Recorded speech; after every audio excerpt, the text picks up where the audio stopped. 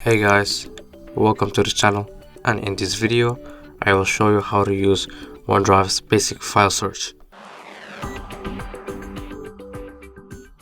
So first, what you want to do, you want to go here and then you can search any file folder that you want to. So I'm just gonna write the name of the file that I want to look for, and as you can see, here's the file. And if you want to look for a folder, for example, just search the name of the folder, and as you can see, here's the folder.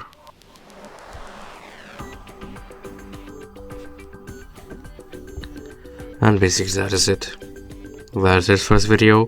Make sure to like, comment and subscribe, and see you in the next video.